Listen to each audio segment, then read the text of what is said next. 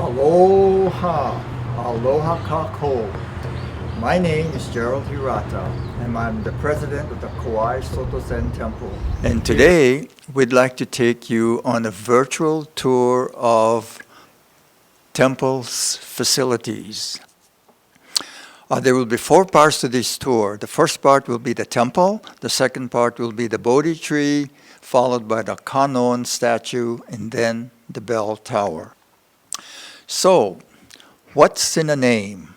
Most of us are familiar with the name Kauai Soto Zen Temple. It identifies us as a Zen Buddhist temple of the Soto sect because in Japan there are 3 Buddhist sects: Zen Buddhism, Soto, Rinzai, and Obaku. Another name bestowed to this temple is Zen Shuji. The name is an important one because it singularly identifies this temple in a historic and symbolic context. Historically, Zen Shuji is the first Zen temple to be established in Hawaii and the Americas. In 1903, 2 Soto temples were established in Hawaii, the other in Waipahu, Oahu, named Taiyoji. Zen Shuji literally means Temple of Zen, or Temple of the Essence of Zen. To be tagged with the word Zen in the temple's name is quite significant because it bears direct identification symbolically of what Zen is all about. The suffix ji in Japanese would indicate that it is a temple. There is one more official name to this temple beside Kauai Soto Zen Temple and Zen Shuji. This one is more the official name of the temple, but is rarely used. Its name is Kokeizan Zen Shuji. So what does these Japanese characters mean? If you look at the large wooden plaque above the entrance to the temple, we can explain it. We have to understand that embedded in Buddhist thought, cult, and religious life, it is the use of metaphors and symbols, as mentioned earlier. Many temples are given sango, which literally means a mountain name. It defines where the temple is located. So, take a look at the first 3 characters. The first one on your left is ko, and it means big or grand. The character in the middle is called kei, and it represents a valley or a canyon. Zan, the third character, means mountain. Notice that the first 2 characters, the ko and the kei, was chosen because when run together, it sounds like ko-ke'e. So ko-kei is a homonym that is similar sounding to the place we know as ko-ke'e on the island of Kauai, which is an area of great natural beauty. Ko-ke'e is a forested and high in elevation, between 3,000 to 4,000 feet, carved by steep and spectacular canyons. Ko-ke'e has one of the most scenic and spectacular sights in all of Hawaii, the Waimea Canyon, often dubbed as the Grand Canyon of the Pacific. So, Kokeizan would mean Mountain of the Grand Canyon. Again, a name like Kokeizan Zen Shuji is another indication of the temple's lofty and proud status. The original temple in Wahiawa, built in 1918, had a traditional style constructed in wood. In 1978, modern materials and techniques were used, so cement pillars rather than wood supported the porch roof. The traverse beams have beautiful floral pattern pendants, and at the end of the beam is carved with stylized elephant heads.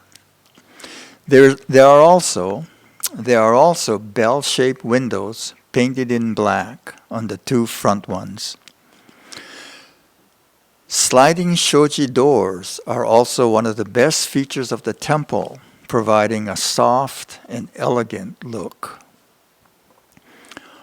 On the eastern, outside corner of the temple, nestled in a patch of colorful croton plants, is a stone monument. It stands in the honor of Reverend Ryo-un Khan, the founder and the first minister of this temple. This monument was dedicated on the 13th memorial service of Reverend Khan. All of the above elements we have seen gives this temple an attractive, traditional, and old-style ambiance. That is why when visitors driving along the highway often make a stop to take photographs. Next, we'd like to take you inside. Upon entering the temple, you will walk down an aisle with pews on both sides. This is the one feature that has conceded to Western culture, long, bench-like seats to accommodate worshippers. However, the shoji doors and the shoji windows above the temple's interior provides a soft interior light for comfort. The pillars and the transoms of the inner sanctuary are covered in gold and black brocade with dragon patterns. The walls of the inner sanctuary are lined with banners of alternating colors, resembling a rainbow. The front central altar area displays the usual wooden mokugyo drums and the bronze bell-shaped bells. Above, a gold and black hexagonal canopy hangs over the center with celestial beings flying on its outer surfaces and bodhisattvas and the moon of enlightenment rising from a lotus are incised on the underside. The front altar table is decorated with two gilded dragons and swirling water end supports. The tiered altar area at the highest point in the far back is the Shakyamuni Buddha, peering through the parted curtains. On both sides, recessed back and placed lower, are Dogen Zenji on the right and Keizan Zenji on the left, the first and the second founders of the Soto Zen Buddhism in Japan. Two taiko drums are on the front right side of the altar, and a bodhisattva on the left side. If you look at the ceiling area, there are gilded hangings of pendants, bells, banners, and stylized wreaths, which create a waterfall of gold to honor the Buddha. We will now take you to the adjacent part of the temple, the columbarium. This is where housing the ashes and urns of deceased members of friends are located. If you look at the altar area, the Shakyamuni sits in meditation. On the other side of the wall, above towards the ceiling, are photographs and paintings of ministers who served this temple.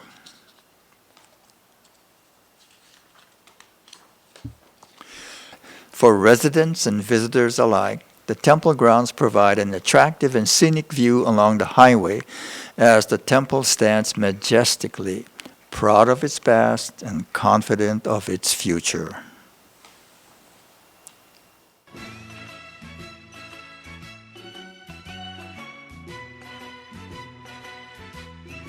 Our next stop on our virtual tour is the Bodhi tree. On the grounds of this temple, we have two exceptional trees. One is a Bodhi tree and the other is a monkey pod tree. Most of us here in Hawaii are familiar with the latter, the monkey pod tree. They grow to be very large trees, providing a canopy of shade and respite from the hot Hawaiian sun. Growing up on the island, many of us have played and sat under its shade, maybe even climbed the tree itself. The other tree, however, is a very special one. It has a religious connotation, cultural and historical significance. It can also provide a canopy of shade. But how many of us have played or sat under one, or even climbed one? Not very many, because a bodhi tree is a difficult tree to find in Hawaii. Bodhi is a Sanskrit word meaning awakened or enlightened. In Buddhism, the concept of bodhi is a spiritual awakening and the freedom from a cycle of life. It is also a sacred fig tree called, in its scientific name, Ficus religiosa, where the Buddha sat under in meditation and obtained his enlightenment. Siddhartha Gautama was born the son of a king and a queen. Yet he renounced all of his glory and wealth and decided to set forth on the journey of life outside of the palace to find a cure to humanity's ills and suffering. He continued his way for 6 years before realizing that instead of the aesthetic practice of living life just through meditation, he must follow the middle path and nurture his own mental, physical, and spiritual health as well. At a place called Bodh Gaya, Siddhartha resolved to find the answers to his questions, and upon coming upon the foot of a bodhi tree, he began sitting in meditation, vowing not to get up until he found his answers. After 7 days of sitting and fighting off temptations, on the morning of the 8th of December, his mind gradually became clear and he attained enlightenment and perceived the true meaning of the drama of the human experience. He saw the cause of misery, its remedy, and experienced the bliss of complete emancipation. Siddhartha Gautama became the Buddha. Now that we know the significance of the Bodhi tree, the next question is, where did this tree come from? How did it get to this temple? It started with a 19th century Native Hawaiian woman who was known as the first Hawaiian Buddhist, a philanthropist, and a social activist interested in different people and different cultures. Her name, Mary Elizabeth Mikahala Robinson Foster, born in 1844, died in 1930. She was the eldest of 9 children. Her mother was of French and Hawaiian ancestry that dates back to the Ali'i, the chiefs from Maui and Hawaii Island. Her father was British and founder of a very large and successful shipbuilding company. On her death, she donated her substantial garden to the city of Honolulu to become the Foster Botanical Garden. Her good friend, Queen Liliuokalani, was the last sovereign monarch of the Hawaiian kingdom, overthrown illegally by American soldiers in 1893. While imprisoned at Iolani Palace, Mary was only one of 2 people allowed to visit her. Mary spent her life supporting Queen Liliuokalani and was greatly saddened by the circumstances of the Queen's life. In 1893, the same year of the overthrow, Mary Foster met a very well-known Sri Lankan Buddhist and activist. Anagarika Dharmapala was the one who wanted to restore and return the many Buddhist temples in the city of Bodh Gaya, India, that were taken over by the Hindus and the Muslims. Dharmapala met Mary Foster in Honolulu on his way back to Sri Lanka after attending the World Religious Conference in Chicago.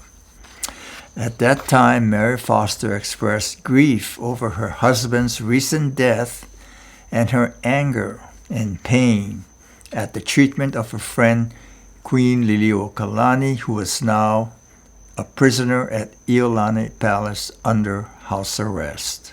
During his visit to Honolulu, Dharmapala taught Mary principles of Buddhist meditation, ways to relieve her pain and her suffering. Thus began her lifelong interest in Buddhism. She donated a significant amounts of money to Dharmapala's Mahabodhi Society, which supported restoring the ownership of the Mahabodhi Temple to Buddhists and to assist Sri Lankans in poverty who needed health care and other services. In Hawaii, Foster donated land along the Pali Highway for the building of the Honpa Honganji Mission, the first Buddhist temple in Honolulu, and supported the Honganji High School. She funded scholarships to Kamehameha schools, purchased beds at Kapiolani Hospital for indigent patients, acquired lands that would have been purchased by foreign investors, and enabled Native Hawaiians to live there. On her return from one of her many visits to Sri Lanka, Mary Foster brought back cuttings and saplings from a bodhi tree that was said to be the direct descendant of the tree that the Buddha sat under. She planted them in her own garden. Today, at the Foster Botanical Garden, the first sight that visitors see upon entering the garden is a large bodhi tree. There are several trees adjacent to each other. The sapling from the bodhi tree at this temple came from one of these trees. It is unsure exactly when the sapling was given to our temple. However, it was kept and cared for as a bonsai, a miniature plant, for all of the years that it remained at the original temple in Wahiawa. Finally, when the new temple was built in 1978 in Hanapepe town, Reverend Koichi Miyoshi planted the tree into the ground. Today, the tree has taken roots and has grown into a majestic tree needing frequent trimming. The rich Hawaiian lava soil, the temperate climate, and lots of sunshine has allowed the tree to prosper, grow stately and strong as the ones in India or Sri Lanka. The bodhi tree also has very interesting features. It has a very, very broad, sturdy trunk with thick branches, full of uniquely shaped leaves. Its place next to the World Peace Kannon statue is a symbiotic one. It is as if the Kannon Sama, the goddess of mercy and compassion, is tending to and nurturing her growth, while the tree itself, in return, provides a natural protection and setting for the Kannon to shine. Thanks to Mary Foster, our bodhi tree has a link to Sri Lanka and Bodh Gaya, India. Dr. D. Denver of Oregon State University, Integrative Biology Department, is studying the origins of bodhi trees around the world and tracing to see if their genealogy take them back to the original tree in Bodh Gaya, India. It's like a DNA test that traces ancestry. In July 2018, Dr. Denver picked a leaf from the Soto Zen Temple Bodhi's tree for further testing. The story of this bodhi tree may go back 2,500 years ago to the time of Siddhartha Gautama, the Buddha and the Enlightened One.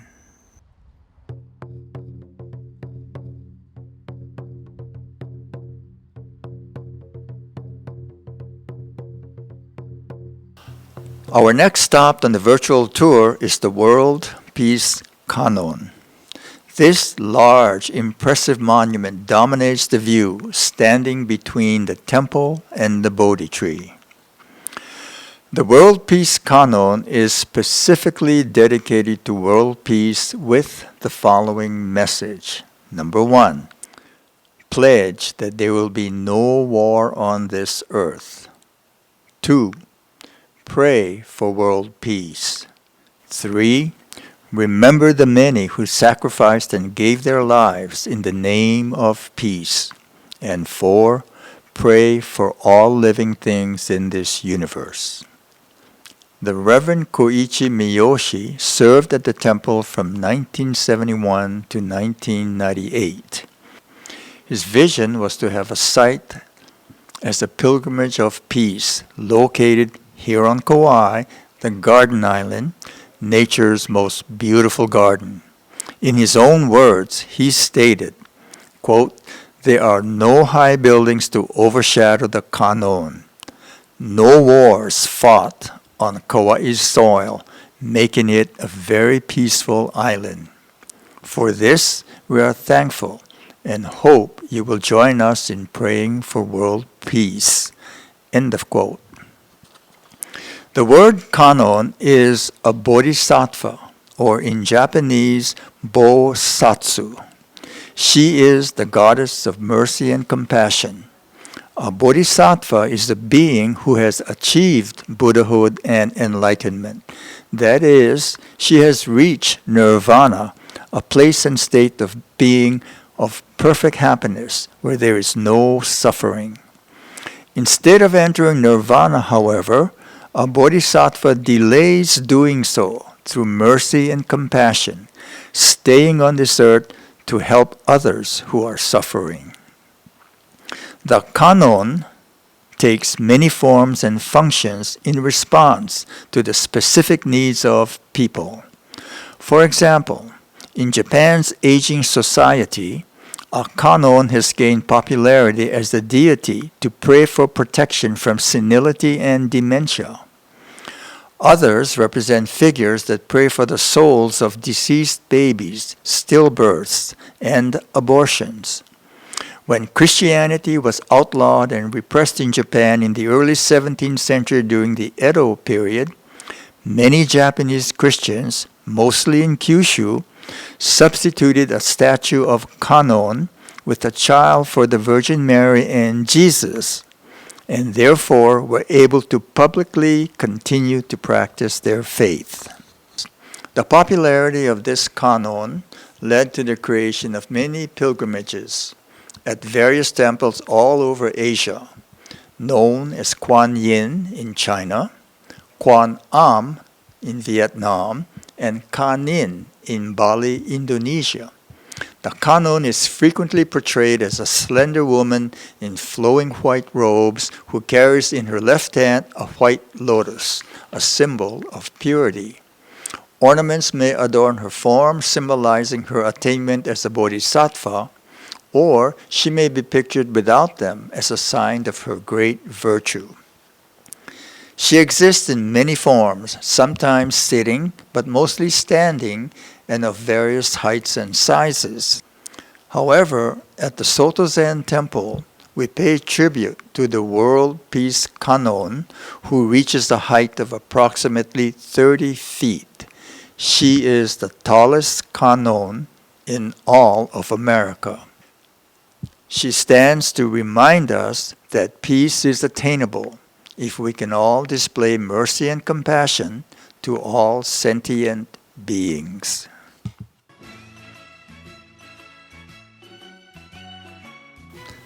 The last stop on our virtual tour is the Bell Tower.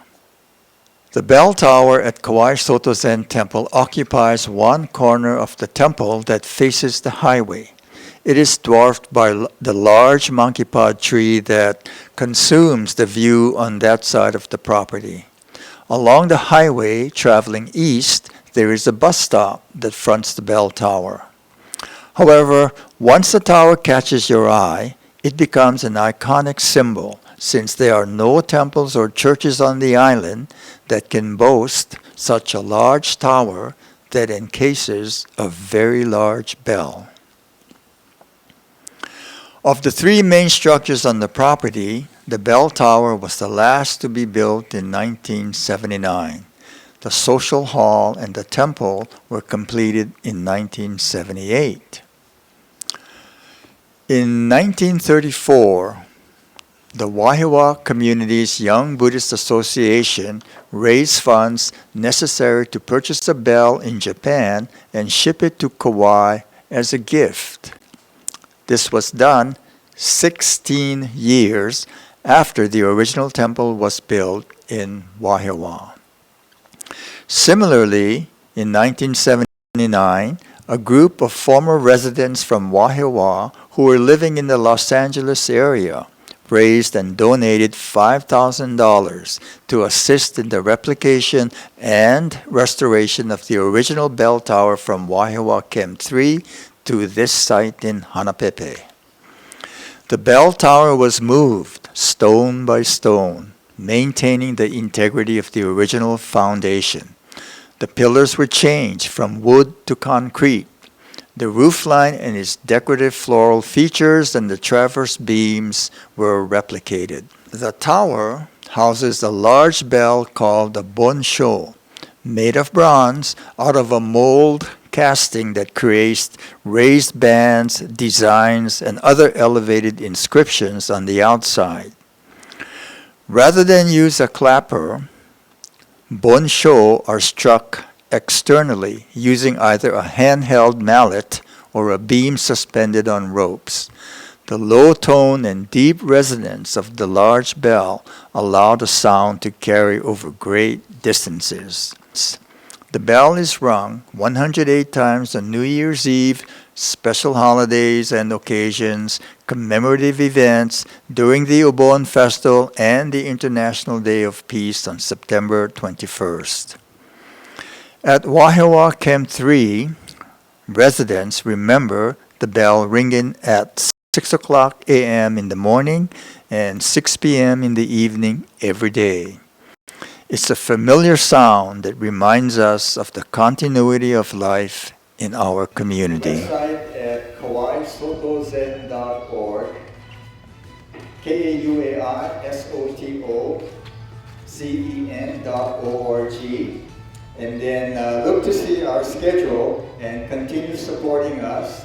We also have some things up for sale, like t-shirts, Bondan's towel, and some notepads. So go to our website for all the information.